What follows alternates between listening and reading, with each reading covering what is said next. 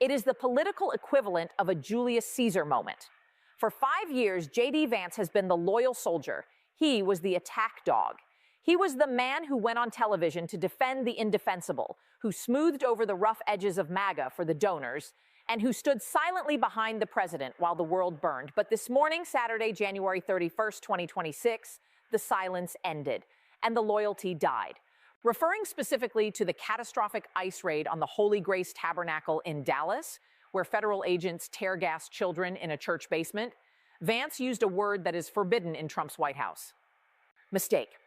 He called the raid an operational failure. He admitted that the administration has lost control of the narrative. And in the most damning segment of the tape, he told a room full of panicked donors that he is personally stepping in to clean up the mess because the current strategy is a suicide pact. This is not a gaffe, this is a coup. President Trump, already isolated in the residence following the Davos disaster, the Japan bond crash, and the Florida polling collapse, is reportedly livid. He is calling Vance a snake and a traitor. But he is realizing a terrifying truth. He cannot fire the vice president. In this massive deep dive special report, we are going to play you the audio that is ending the Trump presidency. We are going to expose the shadow campaign that Vance and his Silicon Valley backers, led by Peter Thiel, have been building for months. And we are going to explain why this betrayal is the first legal step toward the invocation of the 25th Amendment. The captain is going down with the ship, but the first mate just launched the lifeboat. To understand the magnitude of this betrayal, we have to look at the setting.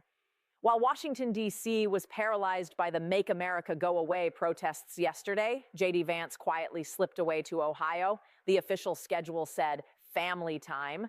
The reality was a frantic emergency summit with the Republican Party's mega donors at a private estate in New Albany. These are the people who fund the super PACs. The energy tycoons, the crypto billionaires, the manufacturing giants, they are terrified.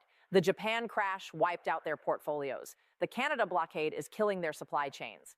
The Holy Grace raid is alienating their Christian employees. They demanded answers, and Vance gave them the truth. The audio was leaked to Politico and the New York Times by a donor in the room who felt the public needed to know. Here is the transcript of the key segment, donor question. Mr. Vice President, we are getting killed out here. The boycott is real. The markets are broken. And watching feds storm a church in Texas, that looks like tyranny. Is the president listening to anyone? JD Vance. Look, I'm not going to sit here and tell you that everything is going according to plan. It's not. The raid in Dallas was a mistake. It was an operational failure of the highest order. You don't use tear gas in a sanctuary. That is not who we are, and it's not what we promised. Donor. Does the president understand that? Vance. Pause. The president is incredibly focused on the fight, but sometimes in the heat of the battle, you lose sight of the collateral damage. That is why I am stepping in. I have spoken to the Attorney General. We are reviewing the protocols for these tactical teams immediately. We are going to stop the bleeding. If the current strategy is a suicide pact, I'm not signing it. Let's analyze that. Operational failure. Trump defended the raid. He called the pastor a coyote. Vance just called Trump's defense a lie. I am stepping in. He didn't say, the president has asked me to help. He said, I am stepping in. He is asserting executive authority over the president's head. He is telling the donors that he is now the de facto CEO of the government. Suicide pact. This is the kill shot. He is framing loyalty to Trump as political suicide. He is giving the donors permission to abandon Trump to save the party. This leak wasn't an accident. JD Vance is a disciplined operator. He knew there were phones in that room. He wanted this out. He wanted the world to know that he is the adult in the room while Trump is the mad king. The scene inside the White House this morning is being described as volatile. Trump woke up to the headlines. Vance breaks ranks. VP calls raid a mistake. For a man who demands absolute loyalty, this is the ultimate sin. Mike Pence refused to overturn an election, but he never publicly criticized Trump's policy while in office. Vance just did. Sources say Trump tried to summon Vance to the Oval Office. Vance refused. His staff informed the president that the vice president is continuing his schedule in Ohio to reassure the base. This is a power move. Trump cannot fire him. The vice president is an elected constitutional officer. Trump can strip him of staff. He can lock him out of meetings, but he cannot remove him. Trump took to Truth Social at 8 a.m. JD Vance is getting bad advice from globalist donors. He doesn't know the details of the Dallas raid. The pastor was a criminal. JD needs to get tough or get out of the way. I am the president, not the donors. But the tweet felt weak. It wasn't the fire and fury of 2016. It was defensive. Trump realizes that without Vance, he loses the Senate. He loses the tech money. He loses the future. And Vance knows it. Why did Vance turn now? Follow the money. JD Vance is a creation of Peter Thiel and the PayPal mafia. His rise was funded by Silicon Valley libertarians who wanted disruption. But they wanted creative disruption, not economic collapse. The Great American Boycott we discussed yesterday is killing big tech. The EU threatening to ban U.S. data transfers, the anti-coercion instrument, is an existential threat to Facebook, Google, and Palantir. If the EU turns off the data tap, Silicon Valley loses 30% of its revenue. Sources in the tech world tell us that Peter Thiel and Elon Musk had a come-to-Jesus meeting with Vance earlier this week. The message was simple.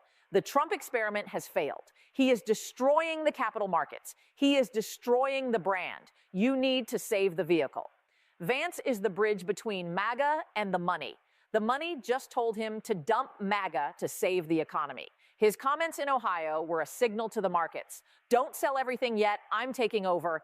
And look at the markets this morning. Stocks rallied slightly on the news of the leak. The algorithm likes Vance. It hates Trump. That is a dangerous dynamic for the president. When Wall Street votes for your replacement with green candles, your days are numbered. We have to talk about the constitutional mechanism that is now on the table. The 25th Amendment, Section 4. It allows the vice president and a majority of the cabinet to declare the president unable to discharge the powers and duties of his office. Until today, this was a fantasy. You need the VP to lead it. Now, the VP has signaled he is willing to break with the president. Is he counting votes? Let's look at the cabinet. Secretary of State, Rubio, humiliated by the vassal tweet, probably a yes. Secretary of Treasury, terrified by the Japan bond crash, probably a yes.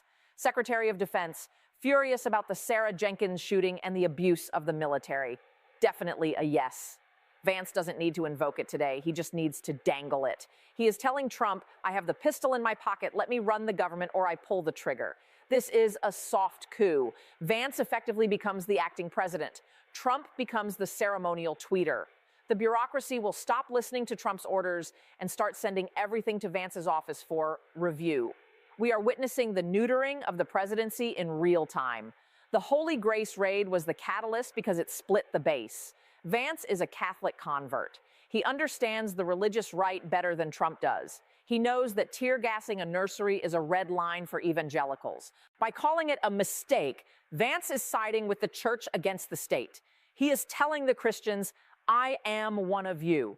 Trump is just a chaos agent. This allows the base to abandon Trump without abandoning the party. They can say, we support the Trump-Vance policies, but Trump himself has lost his way. We need Vance to finish the job.